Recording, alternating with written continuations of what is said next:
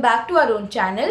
Today we are going to study about thermochemistry, which is an important branch of thermodynamics. So students, thermochemistry deals with the enthalpy changes in a chemical reaction. हमने पढ़ा है कि enthalpy क्या होता है. So enthalpy is the net content of heat of a system at constant pressure. आप constant pressure पर कोई भी आप work perform कर रहे हो, जैसे कोई भी आप process perform कर रहे हो, तो जितना भी heat आप किसी system को provide करोगे at constant pressure, this will be called as enthalpy. Okay और हमने एंथैल्पीज डिफरेंट एंथैल्पीज पढ़ी है, enthalpies of phase transition, enthalpy of atomic change. आज बच्चों हम पढ़ने वाले हैं एंथैल्पी ऑफ केमिकल रिएक्शन. जब आप कोई केमिकल रिएक्शन परफॉर्म करोगे तब एंथैल्पी में क्या चेंजेस आएंगे, वो सारी चीज़ें आ जाती हैं थर्मोडायनेमिक्स में. So first let us understand what is enthalpy of chemical reaction. सो जब आपका कोई भी केमिकल रिएक्शन होता है, आपके रिएक्टेंट से प्रोडक्ट्स बनता है, तो जो भी एंथैल्पी चेंजेस होंगे that will be called as enthalpy of chemical reaction. The enthalpy of change accompanying a chemical reaction is enthalpy of chemical reaction. Now it is denoted as delta और यहाँ पे आपको छोटा सा r लिखना है and then h.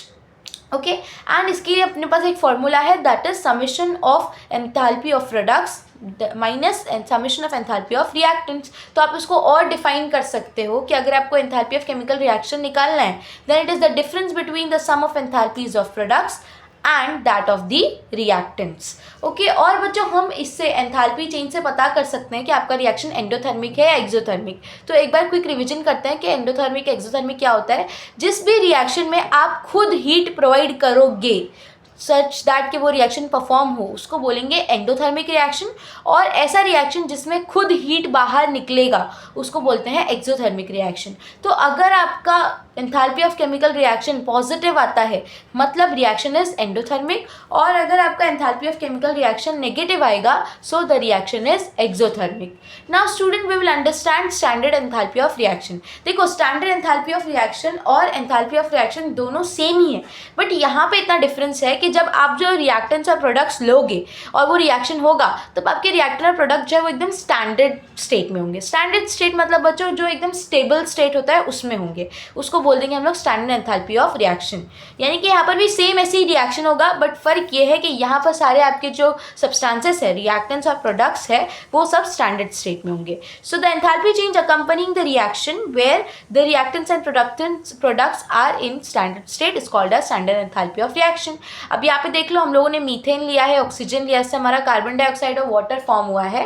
तो यहाँ पर आप देख लो कि यहाँ पर स्टैंडर्ड एंथैल्पी ऑफ रिएक्शन क्या आया है, it is around -890 kilo joule. तो आप पता कर सकते हो कि एंडोथर्मिक या एक्सोथर्मिक है, तो इट इज माइनस है, नेगेटिव है तो एक्सोथर्मिक रिएक्शन है ये.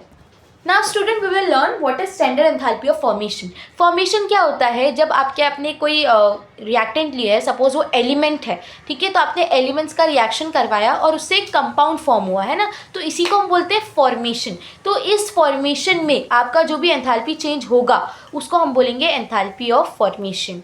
सो यहाँ पर आप देख सकते हैं यहाँ पर मैंने कार्बन लिया है और उसके साथ मैंने 4 हाइड्रोजन लिए, तो ये मिलकर फॉर्म हो गया मेरा एक मीथेन का कंपाउंड है ना. तो यहाँ पे एलिमेंट से कंपाउंड बना है ना, तो इसमें जितना भी एंथैल्पी चेंज हुआ यहाँ पर दिया हुआ है इट इज -74.8, इसी को बोलेंगे हम एंथैल्पी ऑफ फॉर्मेशन. बट यहाँ पर बच्चों देखना है यहाँ पर स्टैंडर्ड एंथैल्पी बोला है, मतलब ये जो आपके एलिमेंट्स और जो आपका कंपाउंड फॉर्म हुआ है वो दोनों स्टैंडर्ड स्टेट में होना चाहिए.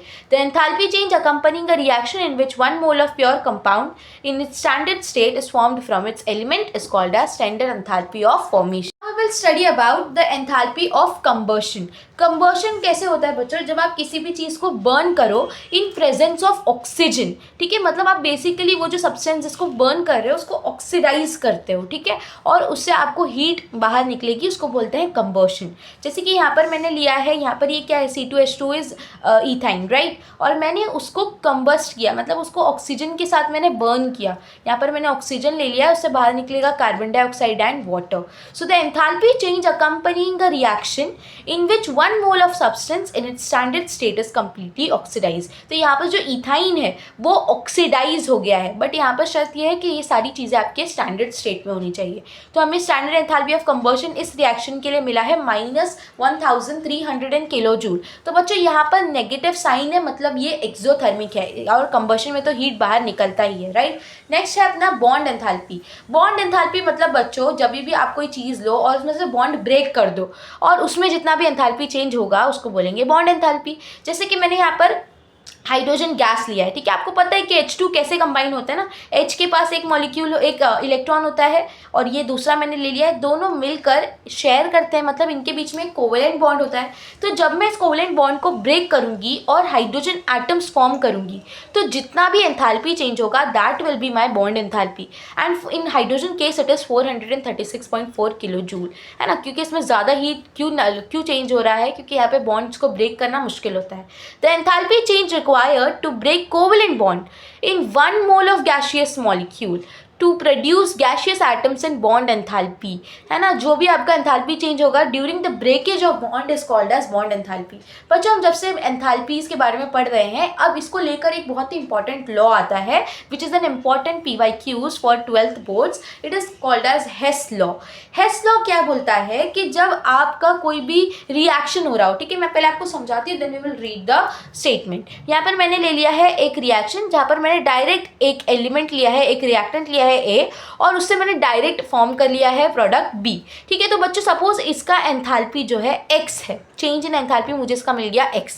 अब बच्चों मैंने इसी रिएक्शन को थोड़े अलग तरीके से परफॉर्म किया, जैसे कि मैंने A से पहले बनाया C, फिर C से मैंने बनाया D और D से फिर मैंने बनाया B, ठीक है। तो ये 1 स्टेप रिएक्शन था और ये अराउंड 2-3 स्टेप रिएक्शन हो गया है। अब मैं क्या देखती हूँ कि यहाँ पर भी मैं जो चेंज इन एंथैल्पी निकालूंगी इतने सारे स्टेप परफॉर्म करने के बाद भी तो सेम वैल्यू आएगी X। मतलब भले ही आप एक स्टेप में रिएक्शन करो या आप 4 या 10 स्टेप में रिएक्शन करो, आपका जितना भी एंथैल्पी चेंज है वो हमेशा सेम ही आएगा, वो हमेशा कॉन्स्टेंट रहेगा। This is Hess law. The total enthalpy change for a chemical reaction is constant regardless of number of steps. आप कितने भी स्टेप्स को आप परफॉर्म करो but still the enthalpy change is going to be the same for 1 step और either for 100 steps. Thank you.